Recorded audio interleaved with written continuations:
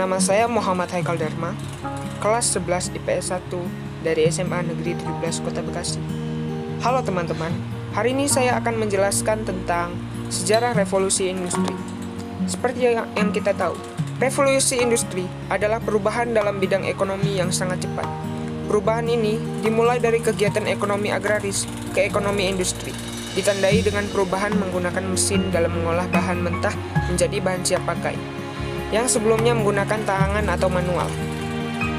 Revolusi industri ini dimulai di Inggris pada tahun 1780-an. Dalam kegiatan pertanian dan menghasilkan peningkatan yang signifikan dalam memproduksi makanan. Sejak saat itu, hasil pertanian di Inggris bisa diproduksi dalam jumlah besar dengan tenaga kerja yang sedikit dan harga produk yang terjangkau. Meski awalnya revolusi industri dimulai di Inggris, tetapi kemudian revolusi ini menyebar ke seluruh Eropa. Negara Eropa yang selanjutnya mengikuti jejak Inggris ialah Belgia, Prancis, dan juga Jerman. Negara-negara ini mendirikan sekolah-sekolah untuk ahli teknik dan menyediakan dana untuk pembangunan infrastruktur seperti jalan, jembatan, dan rel kereta api. Dampaknya, pada tahun 1850, jaringan rel kereta api sudah menyebar dan menghubungkan seluruh daratan Eropa. Tak hanya merebak di Eropa, jejak revolusi industri pun diikuti oleh Amerika Serikat, yang kala itu sudah jadi negara merdeka. Revolusi industri di Amerika Serikat banyak terjadi dalam bidang transportasi, sehingga bisa mengubah negara tersebut menjadi suatu pasar tunggal besar bagi barang-barang hasil industri. Penyebab revolusi industri ialah Inggris mampu untuk menghasilkan produk yang dibutuhkan di pasaran dengan harga yang terjangkau. Dengan menghasilkan produk menggunakan mesin, kebutuhan pasar dapat terpenuhi dengan baik dibandingkan jika menggunakan cara tradisional atau manual. Proses inilah yang menjadi penyebab adanya revolusi industri di Inggris. Selain itu, ada beberapa faktor lainnya yang menjadi penyebab revolusi industri, yakni situasi politik yang stabil, lalu ada Inggris kaya akan bahan tambang seperti batu bajar, timah, biji besi, dan lain-lain. Lalu penemuan baru di bidang teknologi, dan yang terakhir adalah arus urbanisasi yang besar karena revolusi agraria di pedesaan. Dampak revolusi industri. Revolusi industri memicu adanya urbanisasi di London. Populasi meningkat sejak adanya revolusi industri. Selain itu, populasi industri juga menciptakan kelas menengah baru, yakni pemilik pabrik, pemilik bank, dan keluarga mereka. Kelompok masyarakat baru ini jadi bagian dari golongan elit kota dan bersama dengan itu, mereka berusaha membedakan diri mereka dengan kaum buruh yang bekerja di pabrik. Selain itu, berikut ini dampak lainnya yang sangat terasa bagi manusia dalam berbagai bidang, yakni munculnya industri secara besar-besaran, mutu hidup jadi meningkat dan dinamis, harga barang-barang kebutuhan jadi murah, berkembangnya kapitalisme modern, adanya dorongan golongan kapitalis untuk jatuhkan imperialisme modern. Kuiperian. Revolusi industri pun memberi dampak langsung bagi masyarakat Indonesia ketika masa pemerintahan Inggris yang kala itu dipimpin oleh Raffles Law. Saat itu, pemerintah Inggris menetapkan berbagai kebijakan yang mendorong masyarakat di Hindia Timur untuk berubah dan masyarakat tradisional menjadi industri. Caranya Raffles memberikan kebebasan rakyat untuk menanam tanaman yang ingin ditanam dengan harapan rakyat bisa berusaha semaksimal mungkin. Belanda berharap bisa mendapatkan keuntungan yang signifikan dari pola ekonomi ini. Namun, sistem ini pada akhirnya dihentikan oleh Belanda. Revolusi industri baru benar-benar terjadi di Hindia Belanda pada masa ekonomi terbuka 1870. Saat itu, sistem ekonomi memungkinkan masuknya investor asing ke Hindia Belanda untuk mendirikan perkebunan atau pabrik. Teknologi kemudian ditetapkan dalam pabrik-pabrik untuk menekan harga produksi agar lebih murah. Lalu di sini ada masa-masa revolusi industri, yaitu yang pertama adalah revolusi industri 1.0. Revolusi industri yang pertama terjadi pada abad ke-18, ditandai dengan penemuan mesin uap yang digunakan untuk proses produksi barang. Saat itu, di Inggris mesin uap digunakan sebagai alat tenun mekanis pertama yang dapat meningkatkan produktivitas industri tekstil. Peralatan kerja yang awalnya bergantung pada tenaga manusia dan hewan, akhirnya digantikan dengan mesin tersebut.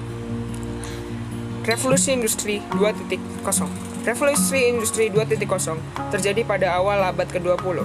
Revolusi ini ditandai dengan penemuan tenaga listrik, tenaga otot yang saat itu walau tergantikan oleh mesin uap, perlahan mulai tergantikan lagi oleh tenaga listrik. Walaupun begitu, masih ada kendala yang menghambat proses produksi di pabrik, yaitu masalah transportasi. Revolusi Industri 3.0. Setelah revolusi industri kedua, manusia masih berperan sangat penting dalam proses produksi berbagai macam jenis barang. Tetapi setelah revolusi industri yang ketiga, manusia tidak lagi megang peran penting. Setelah revolusi ini, abad industri pelan-pelan berakhir dan abad informasi dimulai. Revolusi Industri 4.0. Nah, inilah revolusi industri yang saat ini sedang ramai diperbincangkan. Industri 4.0 adalah tren di dunia industri yang menggabungkan teknologi otomatis dengan teknologi siber. Istilah Industri 4.0 berasal dari sebuah proyek dalam strategi teknologi canggih pemerintah Jerman yang mengutamakan komputerisasi pabrik.